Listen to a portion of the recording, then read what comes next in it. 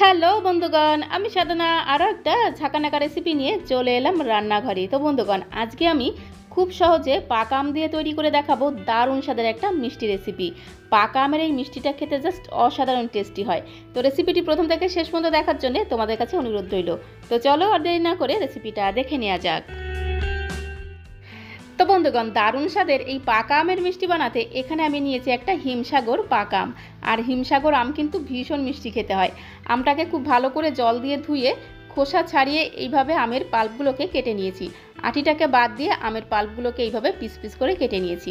এবারে আমের পাল্পটাকে একটু পেস্ট করে নিতে হবে। তার জন্য লাগবে একটা মিক্সিং জার। আর মিক্সিং জারের মধ্যে সমস্ত কেটে নেওয়া আমের পাল্পগুলোকে একদম ঝাঁকানাকা করে ঝটপট করে দিয়ে দিলাম। এইবার আমি এর মধ্যে দিয়ে দেবো 100 গ্রাম ছানা। ছানাটাকেও একদম ঝাঁকানাকা করে মিক্সিং জারের মধ্যে দিয়ে দিতে হবে। ছানাটাকে মিক্সিং জারের মধ্যে দেওয়া হয়ে গেলে এইবার আমি এর মধ্যে দিয়ে দেবো 50 গ্রামের থেকে একটু বেশি চিনি। যেহেতু আমটা ভীষণ মিষ্টি, তাই এখানে আমি 50 গ্রামের থেকে একটু বেশি চিনি দিলাম। তবে তোমরা যে যেমন মিষ্টি খেতে পছন্দ করো সেই অনুসারে এখানে চিনিটা অ্যাড করে দেবে। তারপরে সমস্ত কিছুকে খুব সুন্দর করে দেখো পেস্ট করে নিয়েছি। এবারে আমের এই পেস্টটাকে একটা বোলের মধ্যে ঢেলে নেব। তো দেখো, সমস্ত আমের পাল্পটাকে একটা বোলের মধ্যে আমি ঢেলে নিলাম। এইবারে আমাদের চলে যেতে হবে কড়াইয়ের কাছে। গ্যাসের ফ্লেম অন করে দিয়ে কড়াইতে আমি দিয়ে দেবো 200 ml লিকুইড দুধ। আমি এখানে লিকুইড দুধটা ব্যবহার করেছি। চাইলে কিন্তু তোমরা 1 কাপ গুঁড়ো দুধ উষ্ণ গরম জলের মধ্যে খুব ভালো করে গুলেও কিন্তু এই মিষ্টিগুলো তৈরি করতে পারো, তাতে কোনো সমস্যা নেই।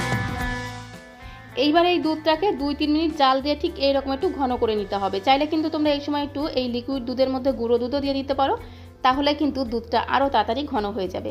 এবারে যে আমের মিশ্রণটা তৈরি করে রেখেছিলাম সেই মিশ্রণটা দিয়ে দিলাম। তারপরে খুন্তি দিয়ে খুব সুন্দর করে একদম ঘটনাটা করে মিশিয়ে নিতে হবে। গ্যাসের ফ্লেম একদম মিডিয়াম টু লোয়ে রেখে মেশাতে হবে, না হলে কিন্তু আবার তলা দিয়ে পুড়ে যাবে। 2 থেকে 3 মিনিট জাল দেওয়ার পরে মিশ্রণটি দেখো অনেকটাই গাঢ় হয়ে গেছে। এই সময় আমি এর মধ্যে দিয়ে দিলাম 1 চামচ ফ্যাটানো টক দই। একটু টক দই দিলে কি হবে, এই মিষ্টিটা একটু দানা দানা খেতে হবে, খেতে কিন্তু দারুণ লাগবে, আর চিটচিটে ভাবটা কিন্তু আর থাকবে না। তো টক দইটাকে দিয়ে খুব সুন্দর করে একদম ঘটনাটা করে মিশিয়ে নিতে হবে। কন্টিনিউ ঘটনাটা করে মেশাতে দেখবে যে মিশ্রণটি অনেকটাই শুকিয়ে গেছে। তো দেখো, মিশ্রণটি কিন্তু অনেকটাই শুকিয়ে গেছে। ঠিক এই রকম করে কিন্তু শুকনো করে মিশ্রণটি তৈরি করতে হবে। আর দেখো, কড়াই থেকে ছাড়তে শুরু করেছে। এবারে মিশ্রণটিকে একটি প্লেটের মধ্যে আমি ঢেলে নেব। এইবারে এই মিশ্রণটিকে খুব ভালো করে ঠান্ডা করে নিতে হবে। খুব ভালোভাবে ঠান্ডা হয়ে গেলে এই মিশ্রণ থেকে অল্প অল্প করে নিতে হবে। আর 2 হাতের তালুতে নিয়ে খুব ভালো করে একটু চেপে প্রথমে একটু টাইট করে নিতে হবে। এইভাবে গোল গোল মিষ্টির আকারে শেপ করে তৈরি করে নেব। 2 হাতের তালুতে রেখে একটু গোল গোল করে নেব, তাহলে দেখতে কিন্তু দারুণ লাগবে। তো এইভাবে কিন্তু প্রত্যেকটা মিষ্টি প্রথমে তৈরি করে নিতে হবে। তারপরে দেখো, একটা বাটির মধ্যে আমি 10 টাকা দামের একটা গুঁড়ো দুধের প্যাকেট পুরোটাই ঢেলে দিলাম। এইবারে যে মিষ্টিগুলো আমি তৈরি করে রেখেছি সেই মিষ্টিগুলোকে এই গুঁড়ো দুধের মধ্যে কোট করে নিতে হবে। এতে মিষ্টিগুলো দেখতে যেমন সুন্দর লাগবে, খেতে কিন্তু দুর্দান্ত টেস্টি হবে। তো প্রত্যেকটা মিষ্টি প্রথমে তৈরি করে নেবে, তারপরে এইভাবে গুঁড়ো দুধের মধ্যে দিয়ে কোট করে নিতে হবে। তো বন্ধুগণ, পাকা আম খেতে কে না ভালোবাসে বলো? পাকা আম খেতে আমরা সবাই ভীষণ ভালোবাসি। আর সেই পাকা আম দিয়ে যদি এইরকম টেস্টি মিষ্টি তৈরি করে নেওয়া যায় না, তাহলে তো আর কোনো কথাই নেই। বাড়ির সবাই ভীষণ খুশি হয়ে যাবে।